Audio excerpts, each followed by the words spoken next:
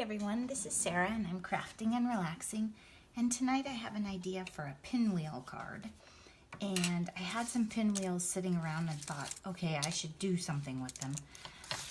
But I wanted one that was a little bit different size. I think these are a little big and I wanted to do more with the paper and didn't want it to take up so much. So this is a 3-inch square that then these pinwheels are made out of, and I'm using a 2.5 tonight. And you cut a square piece of paper. You want it to be pretty on both sides. It doesn't have to be printed on both sides. And then I have a dot that is probably somewhat in the middle of the paper. It's not rocket science. And I'm going to cut angled in from the corners. And if you wanted to get a ruler and draw some lines, you could. But I'm literally just going to eyeball it and go like this. And I'm not using fancy scissors, just my bigger scissors. And if you want your pinwheels to turn out all perfect, or maybe if you were going to make a whole bunch of them, you'd be a little more scientific about it. But what's the worst that can happen, right? I can toss out this piece of paper. Okay, then I'm going to fold one of these flaps in. And I'm going to go around and fold every other in and turn it around. And I used a cardstock, so it's pretty thick. It's a little tougher to work with. If you're practicing, you might want to use a thinner piece of paper. It could just be even like a junk piece of paper or printer paper or whatever. But so you get the idea. If I used a thinner paper, it would be more manageable, but it wouldn't have the body. It would probably flatten out right away, especially if I put it in an envelope and mailed it. So I like to use the thicker paper, and then I'm going to put glue dots. If you don't use a good solid glue for this, it's going to bounce back up. You can also use a brad. I like to use glue dots because they're easier. Like on this one, I used a brad. If you have a big, like a, what do we call them?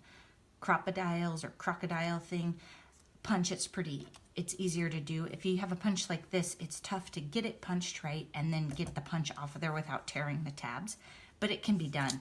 But I like to just cheat and use glue dots and put a button over it. And I'm going to show you, I have some stickers that look like they're brads, and it comes out the same. If you weren't in a hurry and you had liquid glue and you were willing to sit there and hold it for a minute, you could also use that.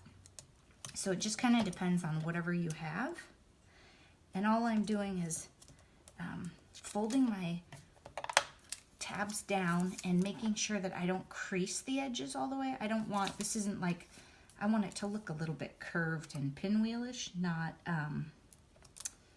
smushed down flat. Smushed is the technical term, I'm pretty sure. Okay, so see, it looks a little bit ugly. Don't worry about that.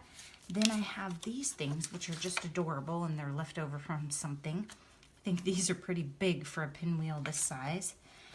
But look at this. I have a striped one right here, and I was thinking about using this paper on it. These are not from the same kit. They're just, or even from the same collection.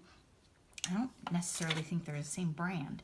And so what I'm going to do is I'm going to put this right down on here, and it seems like it has pretty good adhesive, so I'm just going to push it and leave it. And then I'm going to round this edge because I got a little aggressive. You can kind of fluff them back up. And there's my pinwheel. So you watched me make it in real time. It wasn't exhausting. These have been sitting around a little while, so they're smashed flat. And like I said, this was a 2.5-inch square, just cut out of any paper that you like. So then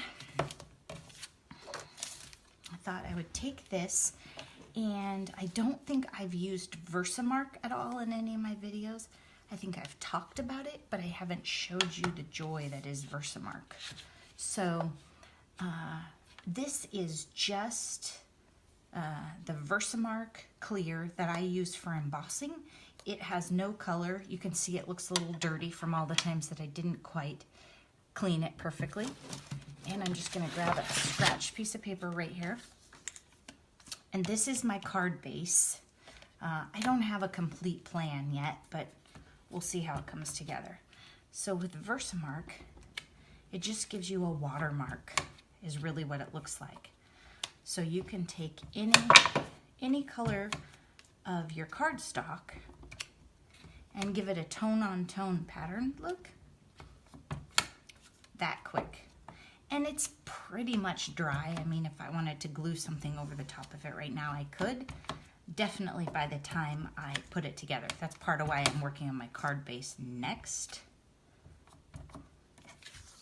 And I just want some of those dots to go off the page. And this pad is really old. It might be a little darker if it wasn't. But you can see what it looks like. To someone who doesn't know, they might think I stamped it with the same colored ink. It would look, on pink, it would look pink. On blue, it would look like a darker blue. It just looks a shade darker on the paper. So it's great for somebody who's starting out, because if you purchase this pad, you can add color, well, pseudo color, tone on tone to all of your cardstock. And it just looks like you have all sorts of things. So you could take like a floral stamp and put a tone on tone background. You can do it with sayings. Sometimes I'll put like happy birthday across the front stamped in black ink, and then with my Versamark I might do a whole background that says happy birthday and layer on top of it. It just adds another interest, almost like layering your card, but without actually adding more paper. So then I have my pinwheel here, and I had a little tiny, I haven't covered this, but do not throw away your scraps. Even this isn't a great example, but some paper has a really nice colored border right here. And when you cut that off, set it aside.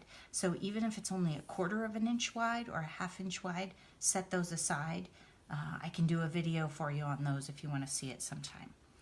So this is from an odd scrap that doesn't really match, but I'll probably use it anyway just because I have it handy.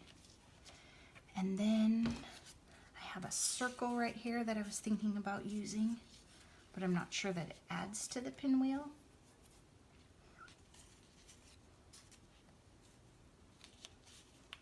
Kind of plays off the polka dots.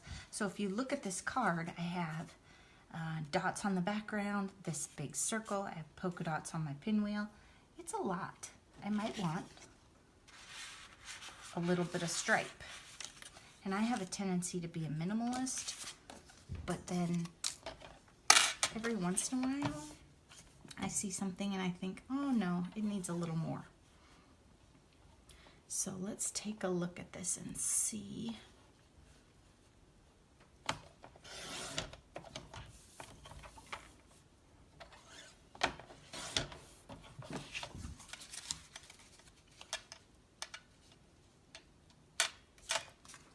Okay, those are funny stripes because they're not straight on the paper, which I wouldn't have guessed.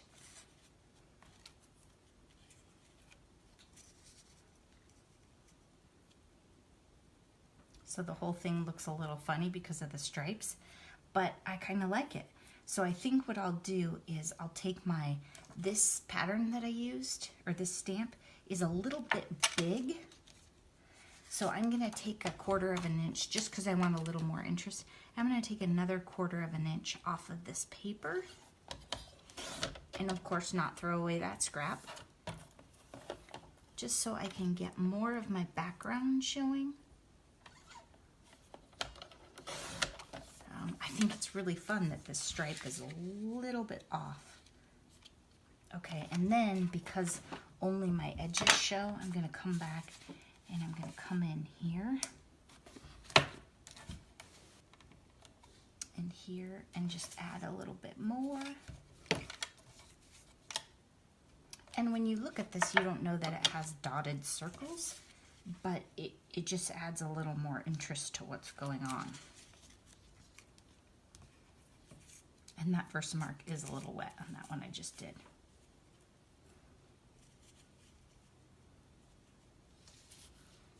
Okay, so I'm gonna glue that down, and then I think I'm all set. So, I don't have any glue handy. Here, we'll use this one.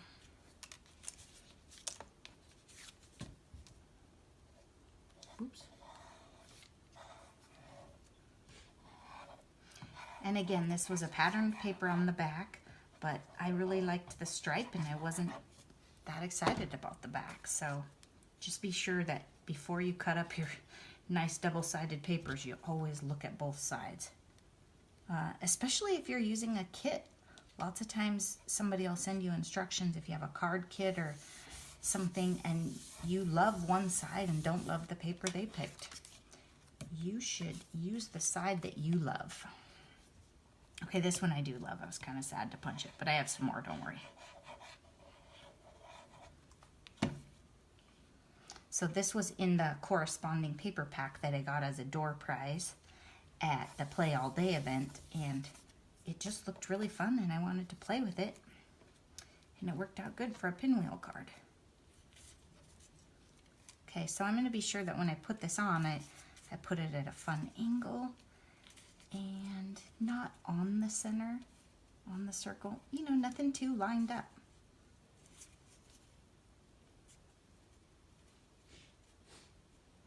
Now this stripe that would be my pinwheel stem gets a little lost in the striped paper, but I'm going to use it anyway. Oh, there we go. Okay, so I'll make it go all the way down to the bottom because that helps it stand out more. So just experiment with things, move them around, and find something you like. I have enough experience putting a card together to know that if I don't add enough layers or enough interest, I'll be bored with it. Like this one doesn't have a lot of bling, but it does have a lot of layers and a lot of paper, a lot of patterns, so I think I'll be okay with it. And I might put a sentiment down here. Not sure yet. Now what I'm going to do to be sure that this pops up really nicely is I'm going to use a big glue dot on it so I can make sure that it sticks, but also so that I don't have to hold it down all the way. Just because I have these glue dots, you should not run out and buy them. I actually prefer the Glue Dots brand that's on a round roll, not this foldy thing that you have to pull out. I don't like it.